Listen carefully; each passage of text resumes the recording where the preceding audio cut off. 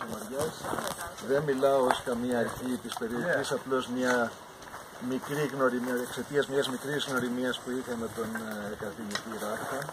Αυτή ήταν η πιο κοντινή, να σας πω και ένα ανέκδοτο, το 2011 που είχαμε οργανώσει στο Πανεπιστήμιο Κρήτης το Μουσείο Φυσικής Ιστορίας ένα παγκόσμιο συνέδριο βιογραφίας. Ο καθηγητής ήταν προσκεκλημένος ομιλητής, θα έκανε μία ώρα ομιλία. Όμως είχαμε ένα πρόβλημα με το ξενοδοχείο, μας ακύρωσε τις αίθουσες, μη σας λέω πολλά. Οι κύριες ομιλίες έγιναν μέσα σε ένα σινεμά, το Σινέα Αστόρια, όσοι ξέρετε από Ιράκια. Ανεβαίνει λοιπόν ο καθηγητής Ράχα να μιλήσει την εναρκτήρια ομιλία και ζητάει φυσικά συγγνώμη για το τρακ που είχε, γιατί ήταν η πρώτη του εμφάνιση επί της μεγάλης οθόνης. Αυτό το λέω γιατί είναι πολύ κρίσιμο σε έναν άνθρωπο να διαθέτει χιούμορ και φαινόταν ότι ήταν ένας άνθρωπος με βαθύ χιούμορ. Όμως πέρα από αυτό, και εγώ με το περιβάλλον ασχολούμαι, είμαι ερπετολόγος, άλλοι είναι εδώ δασολόγοι, ορνηθολόγοι, έχουμε πολλές ειδικότητες, κάποιους δεν τους ξέρω κλπ. Και είχα μία οπτική για το φυσικό περιβάλλον της Κρήτης.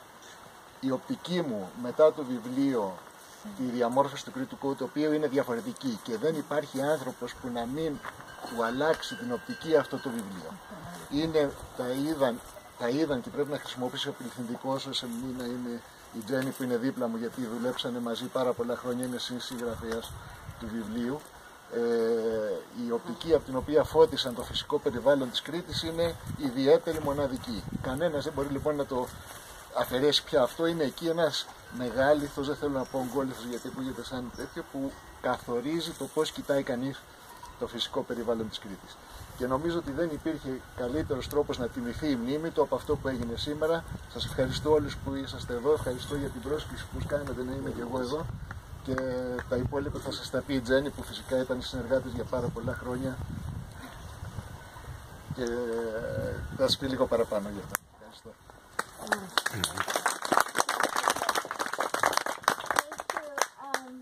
I'm going to try to speak loud. I have a soft voice usually, so I'll do my best. I'm going to speak in English because it's easier for me. But if you have questions, I do speak some Greek, so you can ask me and perhaps I can answer. But first of all, from the Friends of Oliver Rackham, we are so happy that you all have all collected in this magical place for the dedication of this historic ambulizia, for this remarkable man, Oliver Rackham, in this magnificent landscape of the Lefkaori of Crete. I mean, it is so special. I give many thanks to the municipality of Platañas, to the management body of the National Park of Samaria, the Forestry Service of Hanya and Mai, for their support and help in co-organizing this event. It's been an experiment, and I hope a good one. We warmly thank the Psilakis family, whose property this is, for allowing us to have access to this place, this tree, and to put in place a permanent memorial like this. We're very grateful. I also would like to give heartfelt thanks to Petros Limberakis, to Irini Kukula and Danny Goshen for helping with so many details. It would not have happened without your help. And Mikhaili Solidakis, who's doing catering for us, which I hope you'll enjoy later. To Cliff Cook, who is providing a video for us later of an interview he did with Oliver in 2008, I think. Renee Stein, who made the plaque. That was quite a challenge to get something like that made. I'd never done anything like that before, but here we are. Theo Maliotakis, I don't know if you noticed the wooden signs coming up, but Beautiful. he designed and carved those himself for Oliver and donated them to the event. And to the Greek Mountaineering Club of Hanya for loaning us their baton. Was very kind of them to organize that for us. So, why are we here today? Two reasons. the tree, and the man. Now, we're here to celebrate this monumental life in front of us, this tree, this Zelkova abelicia, known in Crete as ambelitia. And why? I mean, what's so special about an ambelitia? Well, because it is an ambelitia. Ambelitia grow nowhere but Crete. This is the only place in the world where you will find this tree. And that is why, one of the reasons it is so incredibly special. And it's my understanding that this is the only truly endemic tree in Crete. So there's some argument in a few places, but this is it. And it's not just this one. You're in a wood of ambelitias. This is an amazing, magical place. Now, more people later today are going to tell you more about the character of ambelitias and why they're so special, how they came to be endemic. So I'm going to move on to the next question, which is, why did we pick this tree? There are all these beautiful trees around. Why did we pick this one? Because this is probably 700 years old. Because of its age is why we picked this tree. And we think it may be the oldest one in Crete. There's other big ambelitias in Odamus and other areas of Crete, but I don't know if they're as big as this one. So you say, okay, Jenny, how do you know it's 700 years old? Well, it's not an exact science, believe me. When you are working with a hollow old tree like this, you can't core it and do dendrochronology on it. What you do is you take the circumference, you calculate the diameter and the radius, you look around for stumps and branches, and you look at the annual rings and see how big they are. Then you take an average, and then you calculate the age of the tree. This tree has a circumference of about 4.3 meters. At my chest height, I'm not terribly tall. Anyway.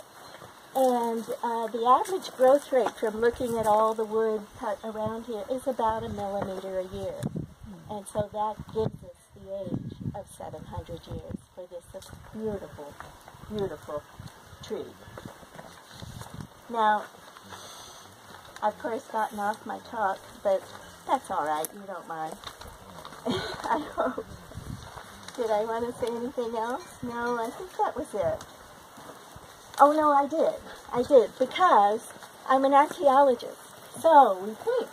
So this tree is 700 years old. What does that mean? That means that it began to grow a century after the Venetians arrived in Crete. And by the time the Ottomans arrived, it was already 300 years old. And all those Cretan rebellion rebels that were here, they would have rested, just like you guys are resting over there against that tree with their tufekis. I can see it, just like the hunters do today. As a matter of fact, I was talking to my friend Chris's brother, and I showed him a picture of the bottom of this tree over here. He's a hunter. He climbs through the mountains. He said, I know that tree. I rest there on my way up to Little Sally. So this is a historic spot for so many reasons. Now, it's not just humans, however, that have enjoyed and been impressed by the age of this tree. It is all the myriad of organisms that live in and on and by this tree. I mean, you can look at it, it's covered in mosses and lichens, beetles and lizards and birds that live in there.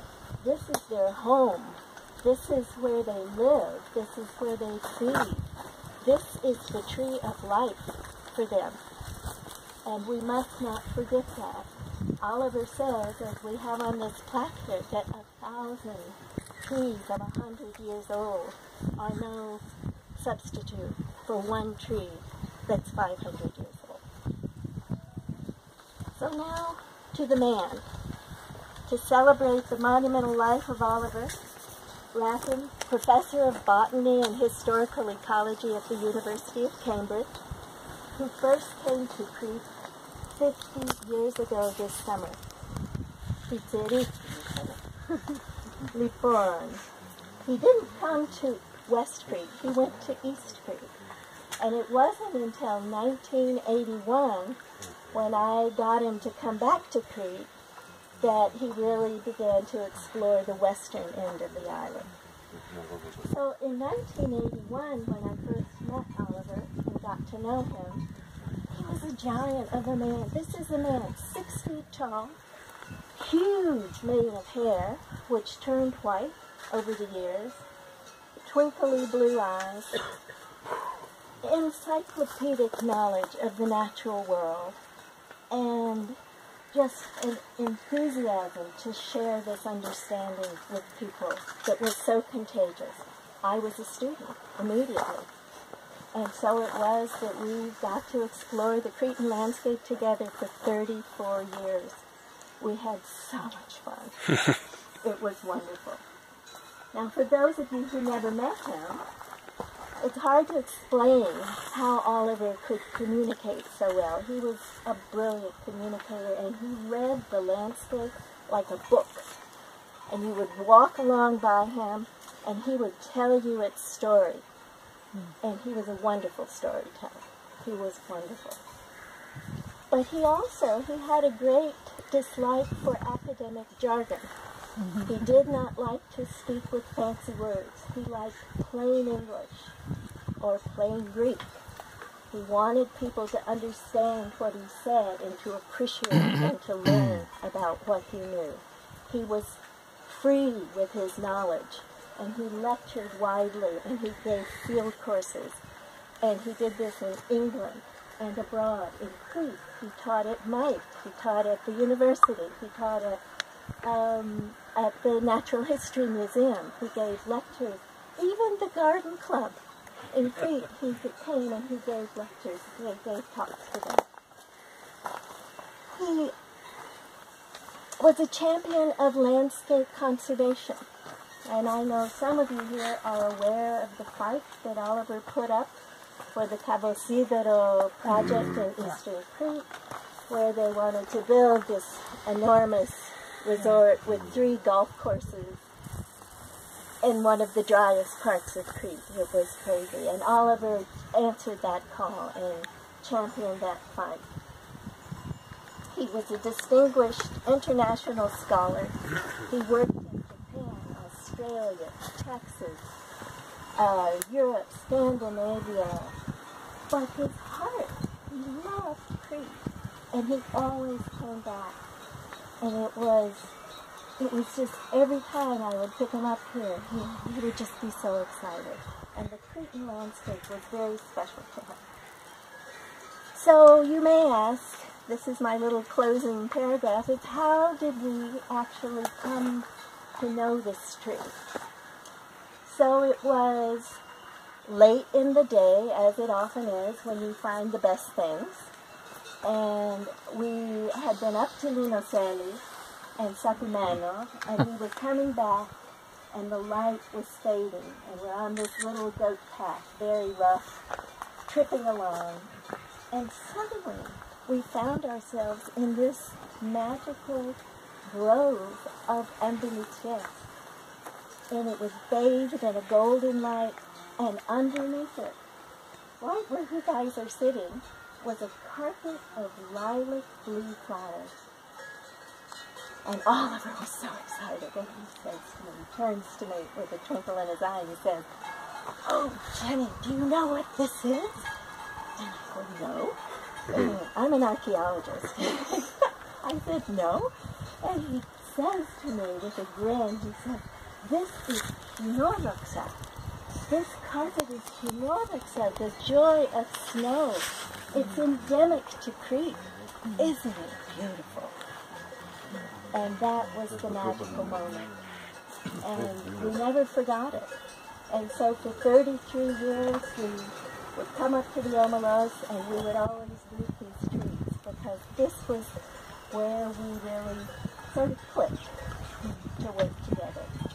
And we even published a picture of this in our book, In the Making of the Creek Monsters, which you can see back at the collection.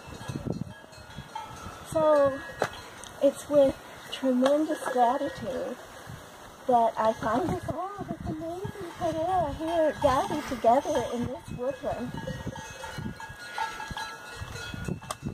En cuyo pecho, lati, platanya, hanya,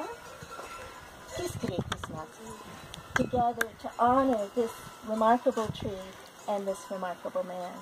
So thank you so much.